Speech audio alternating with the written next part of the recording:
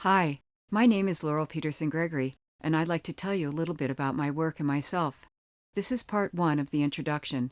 In this segment, I'll discuss my intention, philosophy, and background, and how they combine to create my unique style.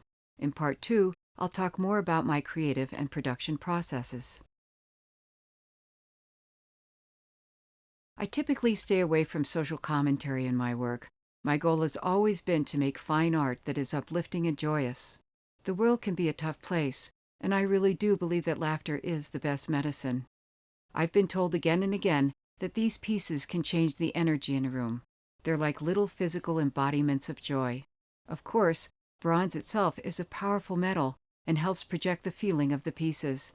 But the primary reason I cast with it is that bronze is able to structurally support my dynamic designs. The other big thing for me is relationship. It's pretty much what life is about. In those pieces with two characters, there's usually an underlying story about interpersonal connection. I invite the viewer to make up their own story about what's going on in the piece and the relationship between the animals. As you become familiar with my body of work, you'll see that my titles tend to reflect my intention. I am often asked, which comes first, the title or the piece? The titles reflect the joyful nature of the pieces, and so I usually come up with a title after I've completed the piece. But there have been one or two cases, such as my horse Unbridled Joy, where the title definitely came first.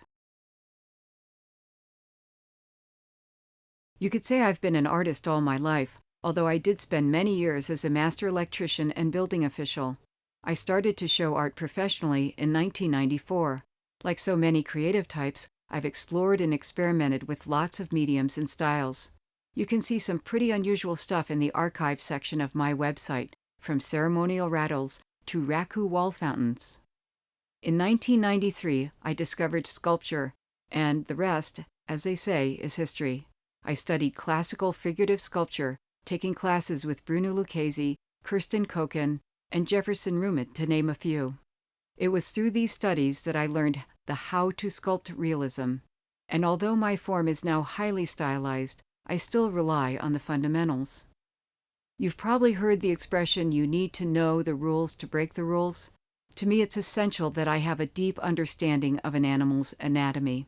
It's the foundation I use to then transform them, defy reality, and make each move look like it could really happen. I also spend a great deal of time breaking down whatever specific movements my characters engage in. I've had numerous dancers and choreographers comment on the accuracy of the positions and weighting of my dance pieces. These days, I spend about half the year doing juried art shows around the country and the other half in my studio in the foothills of Colorado. My work is represented by galleries across the country and has received many awards. I've been the subject of solo exhibitions and filled numerous public and private commissions. My style is immediately recognizable. I minimalize reality, stripping away non-essentials to reach the essence of whatever it is I'm sculpting. That lets me create a unique experience for each viewer. They fill in the details, as I'll discuss shortly. There are no extraneous elements or ornamentation in my style, just a great deal of motion and emotion.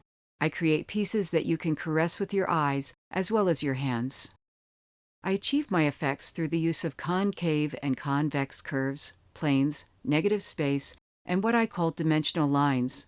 For instance, one of the hallmarks of my work is that I've managed to create a sense of facial expression while incorporating no facial features. The whole piece, the body language, the incline of a head, the shifting of weight, combine to tell a story. Our minds automatically fill in the expressions themselves. That's the gift of minimalism.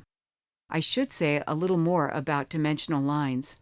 Because most of my pieces depict the joyful abandon of dance and movement, it was essential I find a way to capture these qualities with static technique. The more I researched dance, and the more I came to realize it was all about line. That was an aha moment for me.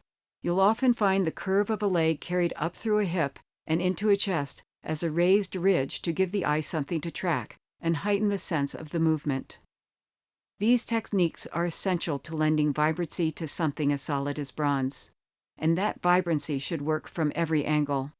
I design and sculpt all of my pieces to be satisfying from 360 degrees, which is one reason I typically attach turntables to the granite bases. It's taken years to get here, but the end result is a style that's all my own. I've had museum curators call my work unique, which I consider quite a compliment, given the amount of amazing sculpture out there. Thanks for taking the time to meet me, and if you'd like to learn more, please feel free to contact me or one of my wonderful galleries.